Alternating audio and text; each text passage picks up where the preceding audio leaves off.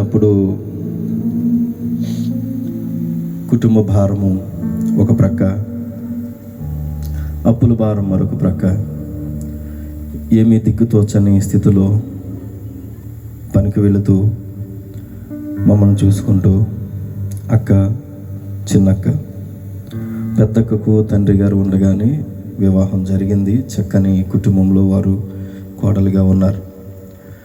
ఎప్పుడైతే నాన్నగారు తండ్రి ప్రభునందు నిద్రించారు, ఇక అక్కడ నుండి భారం అంతా అమ్మ పైన, చిన్నక్క పైన పడుతూ ఉన్నప్పుడు మమ్మలను పెంచారు, పోషించారు.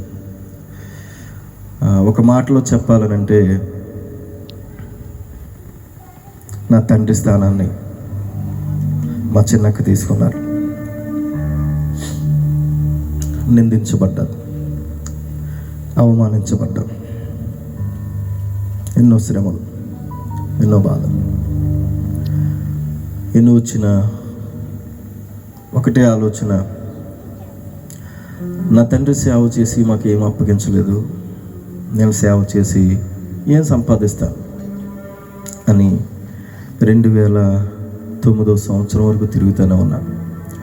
2009లో ప్రభు నన్ను గృహ నిర్మాణం కొరకు ఆలోచన కలిగినప్పుడు చాలామంది అన్నారు, పిల్లలను పెట్టి ఇంటింటగా తిప్పినట్లుగా కుమార్ పాస్టర్ గారు వాళ్ళ ఆవిడి పాస్టమ్ గారు పిల్లల్ని పెట్టుకుని ఇంటింటా తిప్పడం మేము కళ్ళారా చూస్తామని అన్నారు. ఆ మాట నా చెవులు పడినప్పుడు చాలా వేదన పడ్డా. ఏం సాధించారు ప్రభా నా తండ్రి? గొప్ప పేరైతే ఉంది కానీ ఉండడానికి సరైన నివాసం లేదు. మాకు ఒక నివాసం ఇస్తే నేను తర్ఫీదు చేస్తానని తీర్మానం తీసుకున్నాను. దేవుడు అద్భుతంగా సంవత్సరం తిరగకుండానే ఒక మంచి గృహాన్ని ఇచ్చారు. నేను దేవునికి ఇచ్చిన మాట మా అమ్మకు తెలీదు. చాలా సందర్భాల్లో అమ్మతో నేను చెప్పిన మాట ఏంటనంటే, పరిచర్య చేయాలి నాన్న అని అంటే నేను చెప్పేవాడిని, అమ్మ కూలి పనైనా చేసుకుని బ్రతికేస్తాను కానీ సేవలోకి నేను రాను అని చెప్పేవాడిని. చాలా కఠినంగా మాట్లాడాను. కానీ దేవునికి ఇచ్చిన ఆ మాట చొప్పున మరలా నేను తర్ఫీదుకి వెళ్ళాలని ప్రయత్నాలు మొదలుపెట్టాను. కానీ ఎక్కడికి వెళ్ళాలో తెలియదు, ఎవరి దగ్గరికి వెళ్ళాలో తెలియదు. మా నాన్నగారు అనేక మంది సేవకులు, స్నేహితులు ఉన్నారు, కానీ ఏ ఒక్కరు మా ఇంటికి వచ్చి ఆదరించింది కానీ, బలపరిచింది కానీ, సహకరించింది కానీ ఎవ్వరు లేరు. గడిచిన 2024 సంవత్సరంలో ఈ స్థలం మాది అని చెప్పి గొడవ పెట్టిన వారు కూడా నా తండ్రి చనిపోయాడనంటే కనీసం ఇంటి గుమ్మంలోకి వచ్చిన పలకరించిన దాఖలాలు లేవు. ఇలాంటి పరిస్థితులు ఎదుర్కొన్నప్పుడు దేవుడు నన్ను మరలా జ్ఞాపకం చేసుకున్నారు. ఈనాటికి చెబుతాను, రాధేపాలెం అనేటువంటి గ్రామంలో ఒక పాస్టర్ గారు ఉన్నారు. ఆయన పేరు దేవానందం గారు. ఆయన మా గ్రామానికి వచ్చినప్పుడు, మా గ్రామంలో కొందరితో కలిసి మాట్లాడుతున్నప్పుడు కుమార్ పాస్టర్ గారు చనిపోయారనే వార్త ఆయనకి అనిపించగానే వారితో మాటలాపి మా ఇంటికి వచ్చి మాట్లాడడం మొదలుపెట్టారు. ఆ మాటల్లో, అమ్మ 2 సంఘాలు ఉన్నాయి, 2 సంఘాలు మీరు నడిపించాలి, బాబుని ట్రైనింగ్ పంపించండి అని అంటే బాబు వెళ్ళనంటున్నాడు అండి. నాన్నగారు పడ్డ కష్టాలు చూశారు, తినడానికి తిండి లేని పరిస్థితులు చూశారు. బాబు పరిచర్యకి వెళ్ళనంటున్నాడు అని అంటే నేను లోపల ఉండి ఉన్నాను. ఎలాగైనా సరే వాళ్ళ ముందుకెళ్ళి నిలబడాలని చెప్పి ముందుకు నిలబడితే ఆయన అన్నారు, అయ్యా ధవళేశ్వరంలో నువ్వు దూరంగా వెళ్ళొద్దు, ధవళేశ్వరంలో ఒక మంచి ట్రైనింగ్ ఇచ్చే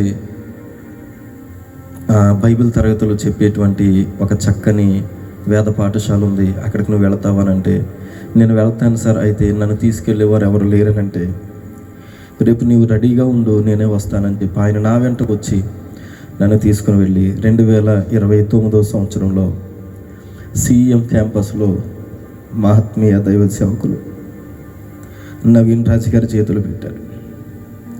2009 సంవత్సరంలో 4 రోజులు గడిచేసరికి ట్రైనింగ్లో నేను పారిపోదాం అన్న తలంపులోకి వచ్చాను. కానీ నా దేవుడు నన్ను విడిచిపెట్టలేదు. అదే ఆత్మీయ దైవ సేవకులు నా భుజాన్ని తట్టి నన్ను ధైర్యపరిచి పరిచర్యను ఎలా కొనసాగించాలో లేదా తర్ఫీదు ఎలా చేయాలో వారి ద్వారా నేను నేర్చుకున్నాను. వారి చేతుల్లోనే 2009 సంవత్సరము ఆగస్టు మాసము 22వ తేదీన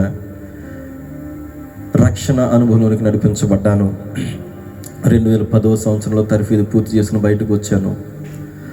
సొంత సంఘంలోనే వెలివేయబడిన అనుభవం పుణ్యక్షేత్రంలో ఎదుర్కొన్నాం. అయినప్పటికీ నేను వేరే సంఘానికి ఎక్కడికి వెళ్ళలేదండి. నేను ఖచ్చితంగా చెప్తా ఉన్నాను. నాకు తెలిసిన సేవకులు రమ్మన్నప్పటికీ కాసేపు వెళ్ళి ఒక పాట పాడి అక్కడ ఏదైనా వారికి అవసరం ఉంటే ఆ మాటలు చెప్పేసి వచ్చేసేవాడిని తప్ప వేరే సంఘానికి ఎక్కడికి వెళ్ళలేదండి. నన్ను పుణ్యక్షేత్రంలో ఎప్పుడు ఒక కుటుంబం ప్రోత్సహిస్తూ ఉండేది.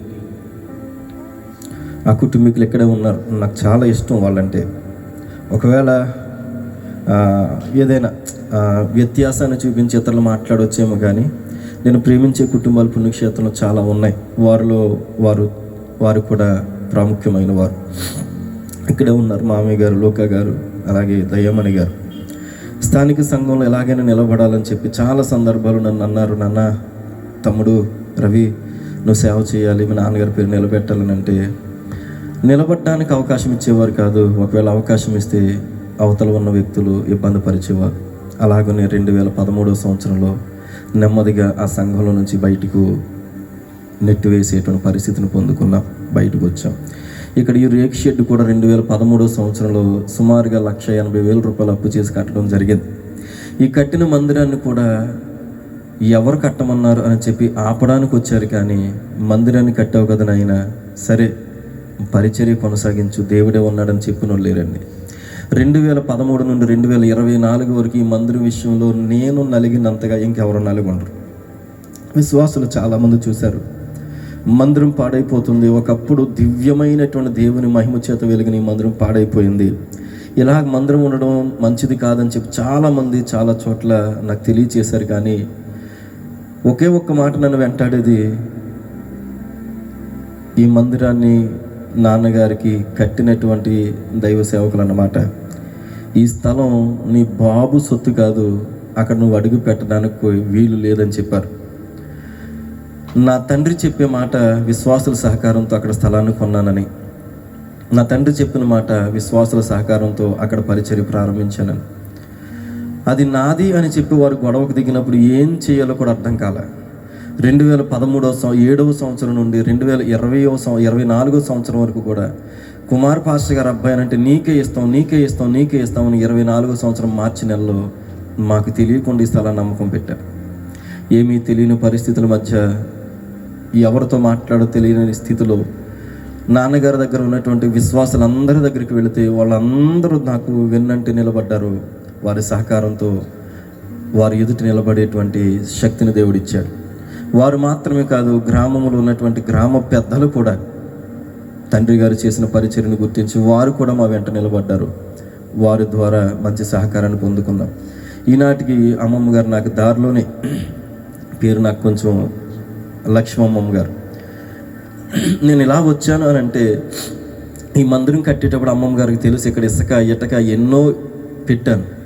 ఆవిడనేది, నాన్న కొంతమంది ఉన్నారు, వాళ్ళతో జాగ్రత్త, ఇక్కడ ఉన్నదంతా తీసుకెళ్ళిపోతారు, నువ్వు జాగ్రత్తగా చూడనేది. అలాగే చాలా వరకు తీసుకెళ్ళిపోయేవారు. అమ్మమ్మ గారు నన్ను చెప్పేది, నీకు చిన్నోడు నాన్న, నీకు తెలియదని. ఇప్పటికీ అమ్మమ్మ గారు చెబుతారు, కొన్ని పాత్రలు నాన్నగారు ఇచ్చారు నాన్న, మా తమ్ముడు ఇచ్చాడు, అందులో ఒక పాత్ర మా ఇంట్లో ఎప్పటికీ భద్రంగా ఉందని నాకు చూపిస్తూ ఉంటారు. అంటే ఈ ప్రాంతంలోకి రావడానికి మరలా ఏ ద్వారం లేదనుకున్న సమయంలో దేవుడు మరలా నన్ను నిలబెట్టాడు.